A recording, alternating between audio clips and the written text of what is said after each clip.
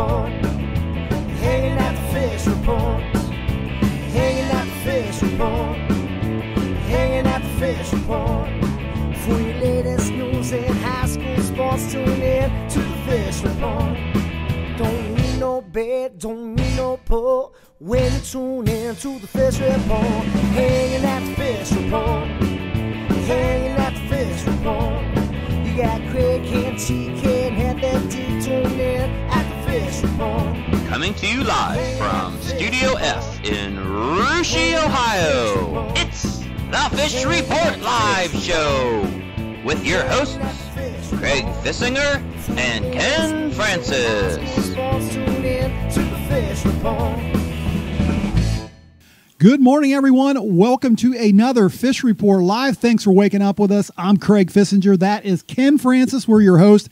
Got two guys named TK and Heavy D back in our sound room. We'll talk to them a little bit later in the program. And two more guys named Covey and Kearns. They're out in Studio R. We'll talk to them here in just a few minutes. And Ken, good morning. And we're not going to let a little snow stop us from playing basketball this week, are we? Well, good morning to you and good morning to all of our viewers out there. I hope not, Craig, but boy, you listen to some of the reports coming. We're going to get anywhere from 2 inches to 2 feet. So who knows what we're going to get. But, yeah, there might be a little bit of an issue, but you never know. We'll let Mother Nature take care of itself. So it was a lot of fun last week, Craig. Some exciting basketball games. You know, we had the two best teams in Ohio in girls basketball square off. We're going to hear about that in a little bit.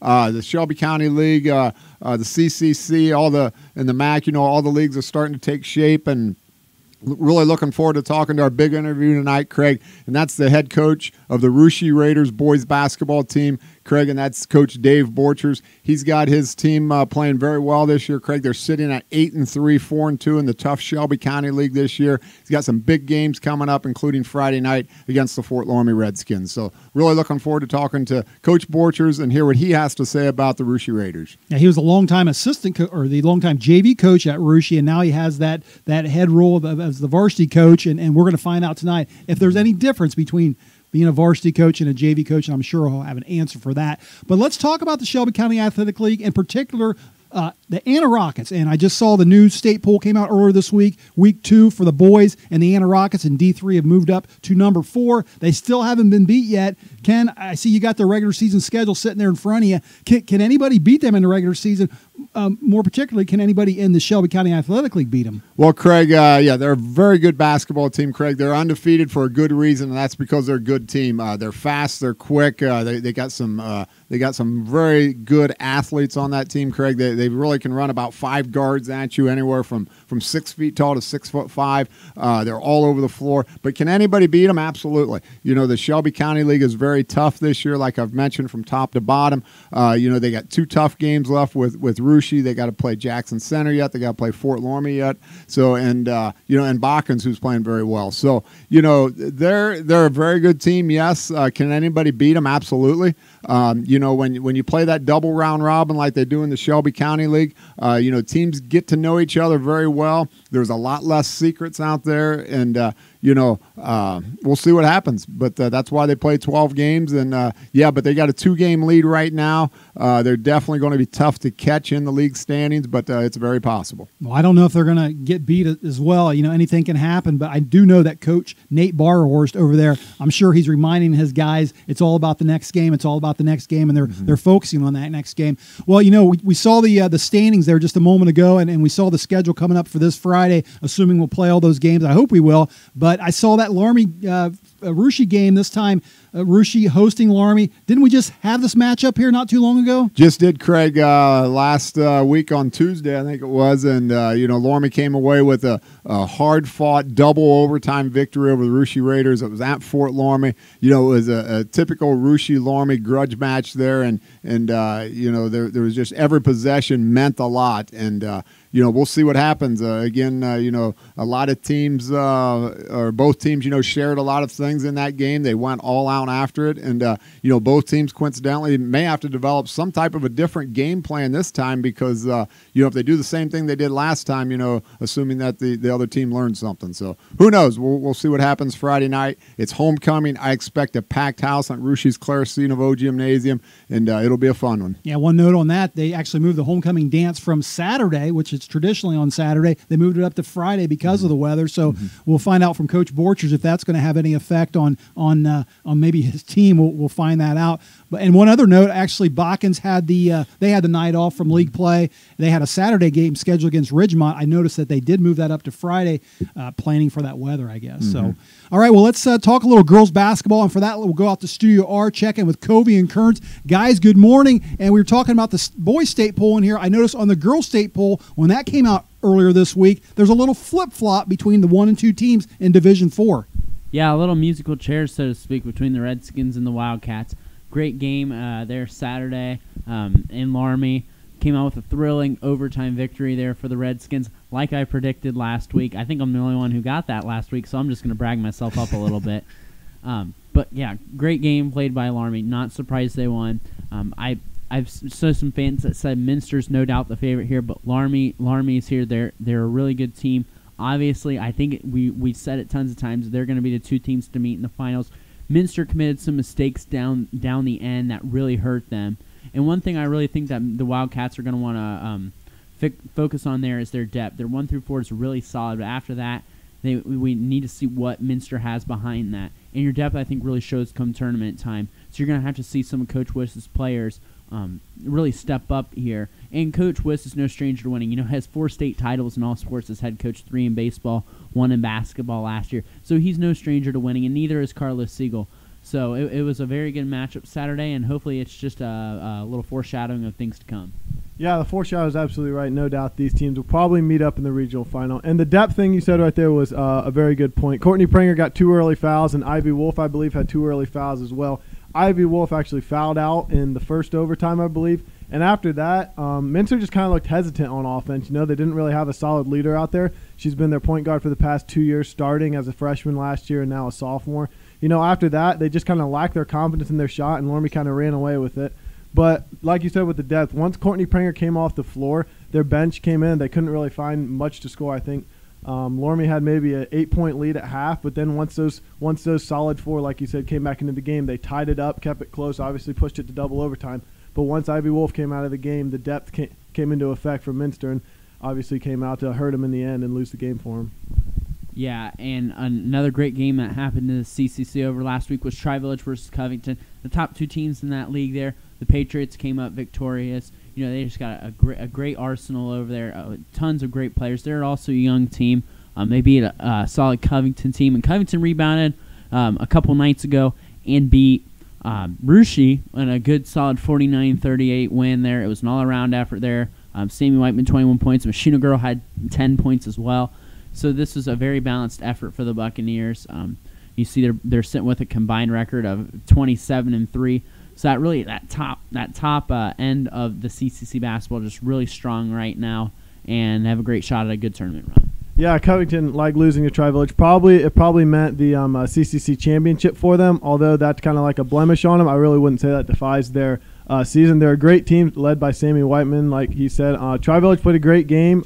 2 sisters, Megan and Maddie Downing, they combined for 26 for the Tri-Village Patriots. So it was a good win by Tri-Village. I think you might see these girls maybe in a district or maybe in the regional. I don't know, but these 2 teams were solid. Covington still got a lot on their table. They can make a good deep run, and same with Tri-Village. Yeah, guys, let me ask you a question. You talked about the potential rematch between Fort Laramie and Minster. I totally agree with you.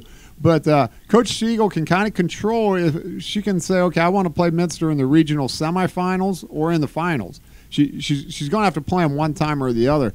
Do you feel that there's an advantage potentially that Coach Siegel could say, okay, I'm going to play Minster in the semifinals. That way I have more prep time to get ready for the Wildcats, and then I'll take my chances in the regional finals with whoever I play. It's funny that you say that, Ken, because I was talking to a guy from NK Telco who I know who said back in the day when it used to be at Tip City and he used to play all 3 games there, the Sydney sectional, they play their district and regional semi and regional final games there. He said Carlos Siegel would go after the MAC right away and say, hey, we played a game on that floor already. Why don't we play the MAC team now who hasn't had an experience on that floor? But obviously you only play 2 games at Vandalia Butler, the districts at Troy.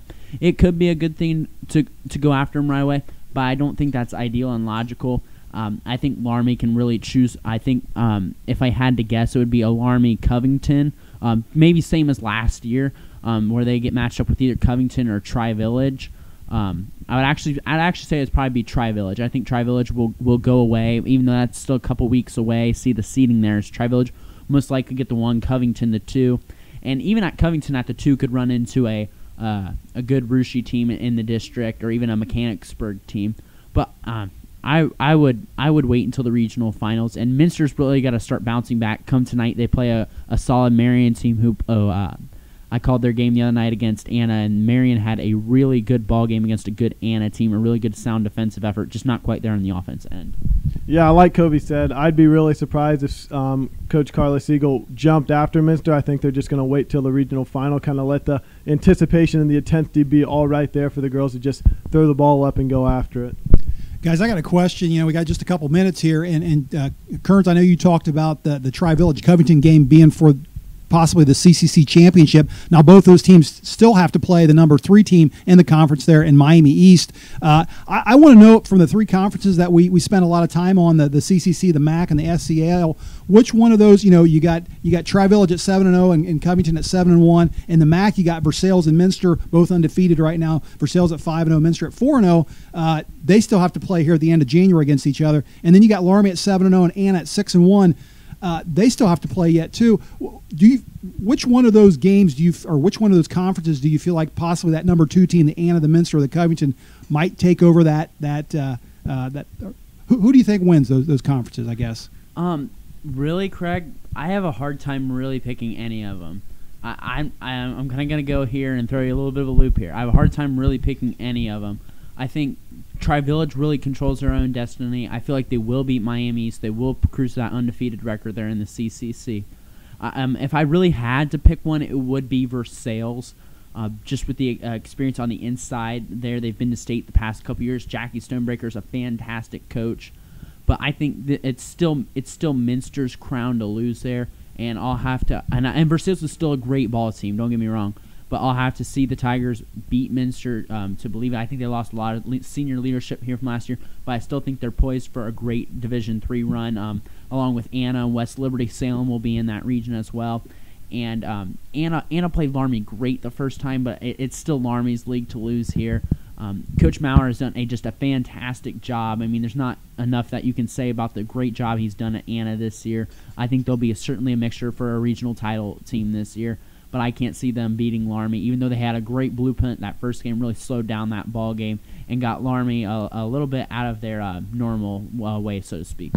Yeah, Anna slowed it down in that game, kept it close, but didn't slow it down enough. And I think Laramie's going to learn from that, and I think Laramie's still going to run away with it. And I'm going to go against Kobe on the MAC side of things. I think Minster's just going to win it. I think they have more experience, even though losing Fisher and Kogi. I think they still have the experience from Janae Hoying, Courtney Pranger, Damaris Wolf, Ivy Wolf, all those girls coming back, just being experienced with the state championship run last year as well. Versailles did, but Versailles lost a lot of senior leaders, and I think Minster's going to take that and use it against them and win that league over. And I think as well, Tri-Village just has it, just too many offensive weapons that they have, and I think they'll roll their way to a CCC victory. All right, great stuff, guys, and thanks for that. It's going to be fun to watch the finish of all these 3 conferences that we cover so much and see how things all wrap up there. All right, well, we're going to take a short break, but stay right there. When we come back, we're going to talk some boys basketball, including that big interview with Rucci coach Dave Borchers.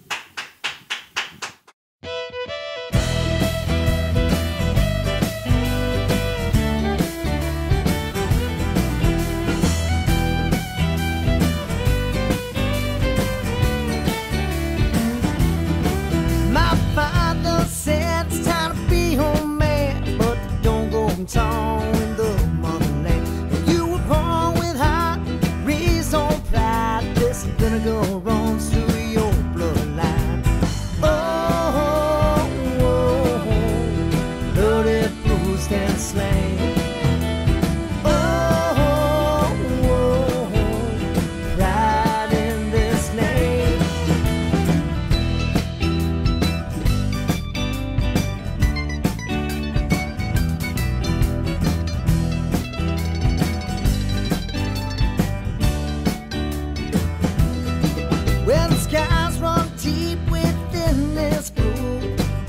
devised by foolish views.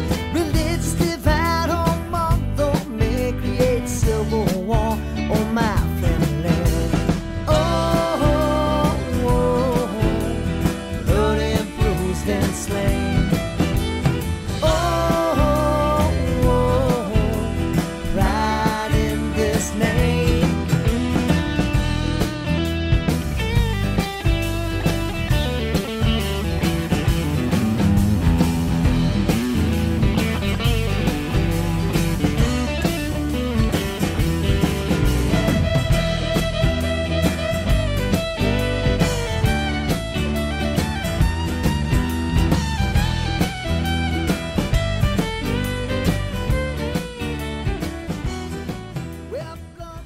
And welcome back to the second half of Fish Report Live. Before the break, we were talking some boys basketball, talked a little girls basketball. Now we're going to switch back and talk about the boys again. And of course, we went over those SCAL boys standings. Ken, and our next guest, this will be the first time we've ever had him on the show, and that's because this is his first year as a varsity coach after a lot of years coaching the JV over there at Russia. He has the Raiders off to a 8-3 start overall, including 4-2 in the Shelby County Athletic League. We welcome to the program now Dave Borchers. Coach, thanks for joining us on Fish Report Live.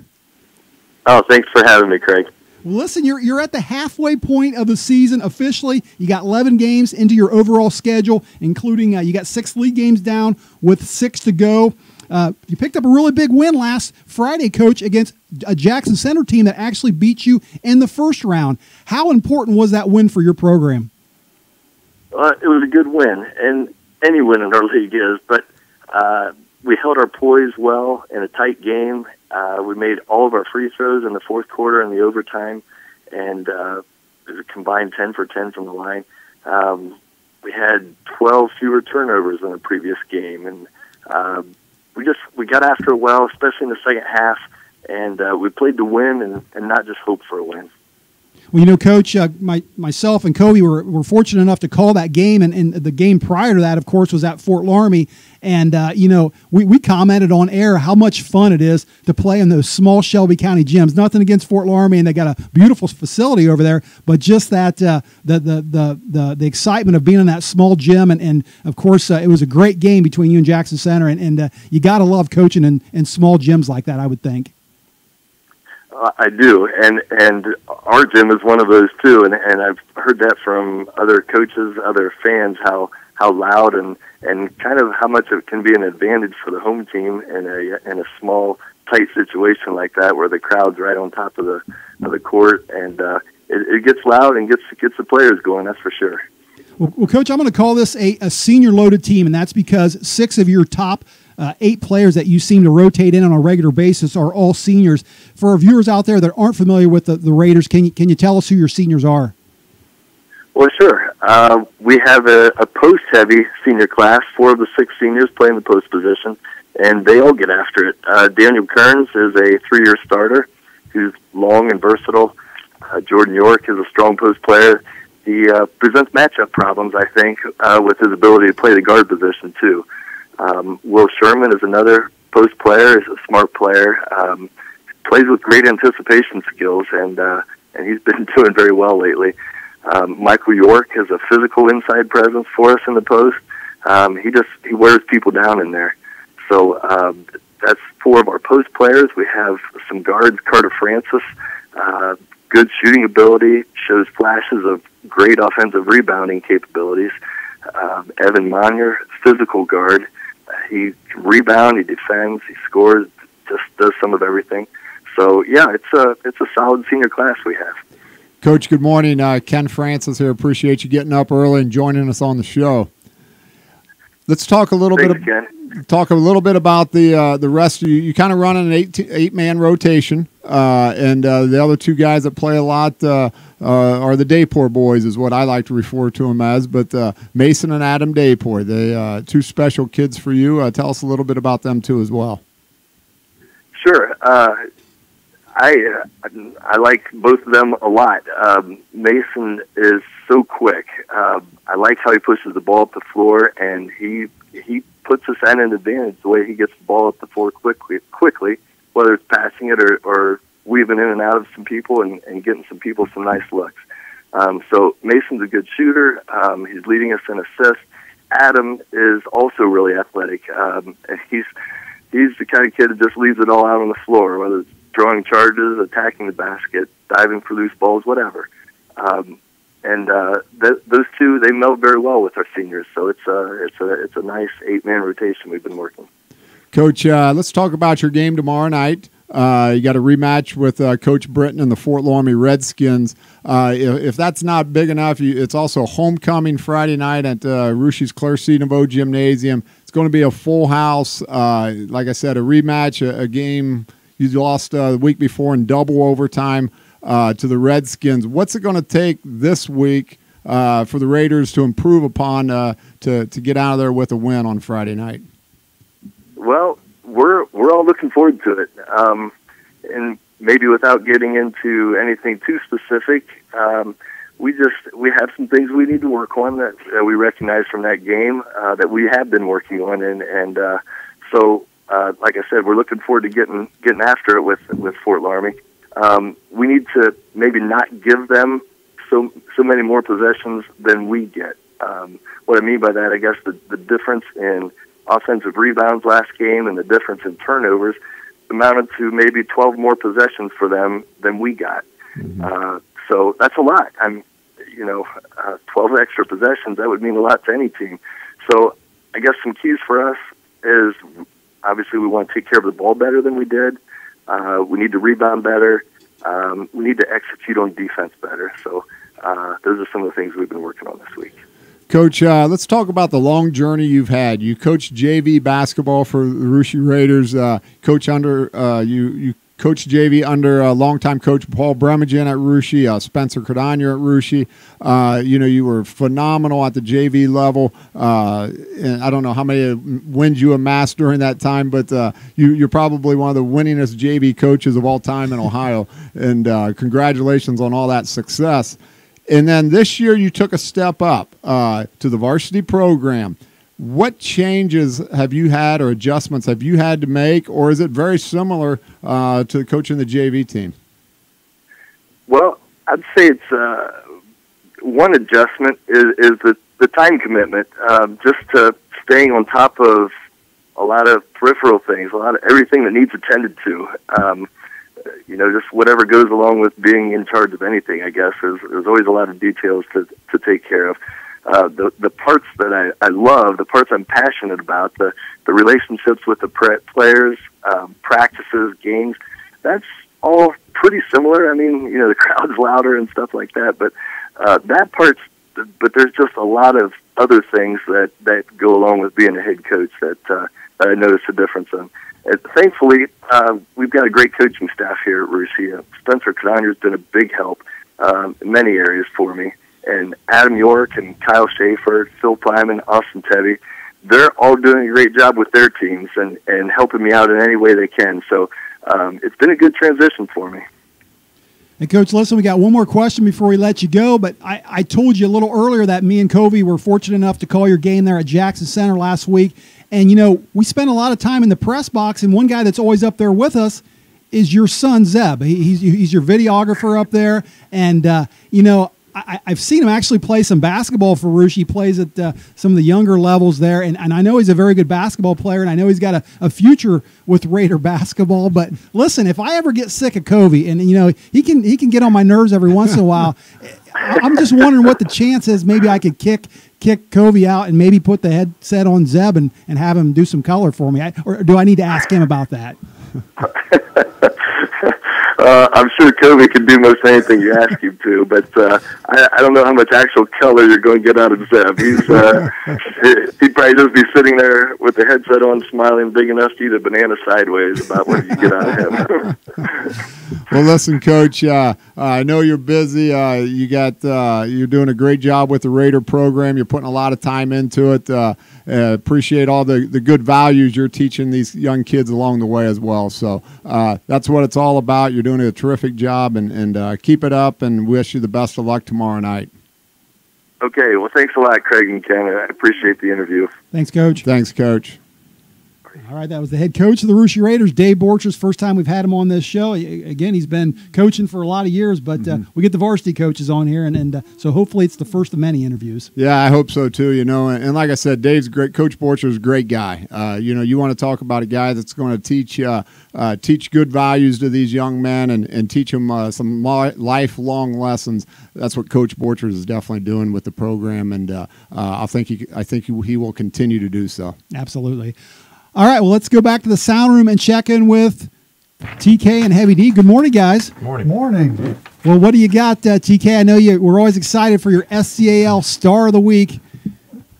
We're waiting here. What you got? All right, this week we've got to go back to the Anna Rockets. They had a big game going up to the Coliseum, as I guess they call it now there in Botkins, to play as we talked about many times, a Botkins team that is progressively getting better. So obviously probably a challenge that Anna wasn't quite sure about, but they pulled away with a nice victory. Big part of that victory was Isaac Lininger. The guard put in 21 points to help lead his Rockets, 3 for 4 from beyond the arc. So a big game from him. We hear the names Elliott, Bixler, Dosek up there. We don't hear Isaac's name very much, and he stepped up, really helped out his team, helped him pull away in the second half for a solid victory to keep them, as you guys said earlier, undefeated on the season and in SCAL play. That's all they need is another weapon for people to have to guard, right? I was going to say they are loaded, and they got Ronnie Rocket too. Don't ever forget about Ronnie. All right, good call there, TK and Heavy D. What's in the Fish Report mailbag? Yeah, not really sports related, and they usually really aren't. But a good question here. You've got a lot of things going on in outer space. We've got the Chinese just put a probe on the moon. They're trying to grow soybeans or something up there, and Iran shot a rocket up to launch a satellite, and it exploded in space, so that's no big surprise there. But the question is, if you had a chance, Heavy D, to travel to Mars, would you? And, I thought about that, and the answer is yes, as long as I get to come back home. And I asked my wife, I said, what do you think about that? She says, well, who's going to take out the trash and clog the toilet? Good question. I got TK here to help me out with that. But the answer would be yes. I'd give it a shot. And they have a new rocket out. SpaceX is working on something, and it kind of fits with they called it the Falcon Heavy previously. They got one that's got 6 times the amount of thrust as the Falcon Heavy.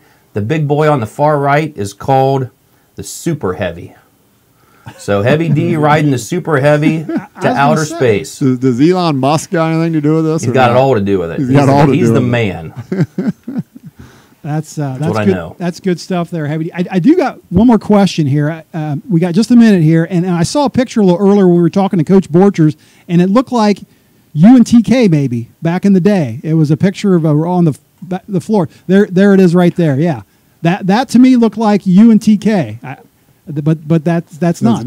That's their sons. They're that's Will right. and Will real and close. Real close. Yeah. Yeah. That's right a there. keeper right there. That's a good Absolutely. one. Good boys. Yeah, absolutely. Been friends a long time. All right, guys, great stuff. Thanks for that. And that's going to wrap it up for us this morning. Do want to say special thanks to our guest, Coach Borchers, for joining us on the show. Ken and I and the crew will all be back again, weather permitting, next week. Same time, same place. Until then, have a great day, everyone. Hanging at the fish report. Hanging at the fish report. Hanging at the fish report. Hanging at the fish report. For your latest news in high school sports, tune in to the fish report. Don't need no bed, don't need no pull. When you tune in to the fish report. Hanging at the fish report. Hanging at the fish report.